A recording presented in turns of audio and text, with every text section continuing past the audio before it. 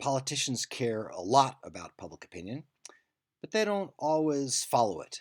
They're keenly interested in what the public is thinking, what the public wants from them, but it's not like they just give the public what it wants. They always just give in and put their finger in the wind and try to figure out what the public wants and then hand it to them.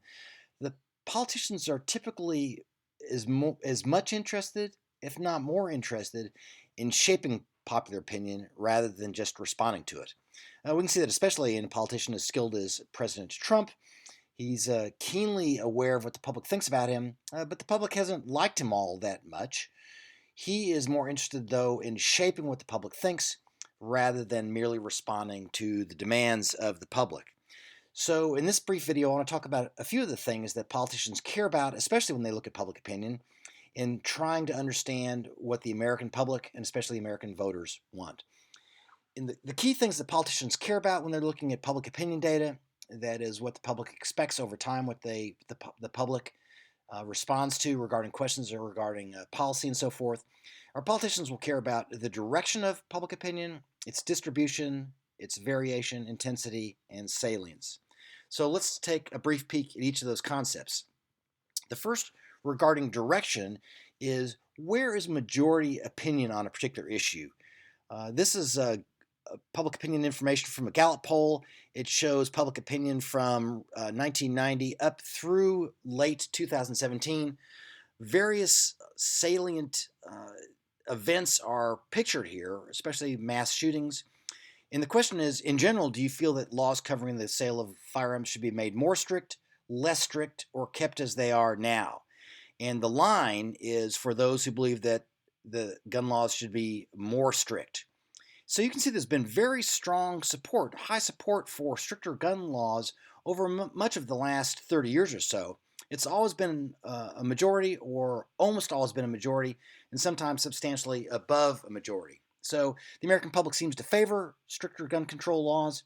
Why don't politicians give them what they want? Well, politicians also care about the distribution and the variation in public opinion. And here's what I mean about distribution. The public as a whole may think in favor or be in favor of gun control, but there's a sharp divide between Democrats and Republicans. So Democrats, the blue line, have generally been much more sympathetic to gun control. Up to 90% or more of Democrats favor gun control now. But the Republicans have been much less supportive of this concept. So if you're a member of Congress and you are a Republican, you may be less interested in what the public as a whole wants and much more interested in the distribution of it. That is, are my constituents, my supporters, for it or against it? In the case of the Republicans, their supporters are not for gun control typically, and so Republican politicians feel little reason to act for stronger gun control. Also notice the variation over time. Politicians are most attentive to public opinion when it's really quite stable. The more it bumps around, goes up and down, the less politicians can know what the public will think in the future. Politicians don't like responding to public opinion if that public opinion is changeable, if the public seems to support something now and opposes it later, and vice versa. Politicians will also care a lot about what's called the salience of the issue. And the salience just is, how important is this topic? So the public as a whole wants gun control, more gun control than we have. But if you ask the public to list what's important to them, dissatisfaction of government was first. And these polling data are from the end of the summer 2017, so it's a little bit dated, but not much. Race relations and racism, unifying the country, and so forth. Gun control, even though people may have strong opinions about it and the public may want more gun control, the public as a whole didn't think that the issue was very important. Fewer than 1% thought it was one of the most important issues facing the country. This increased, but it's still really down the list.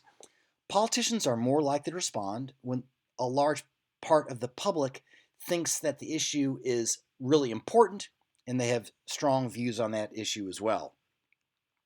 Final thing that I'll mention that politicians care about is the intensity of support.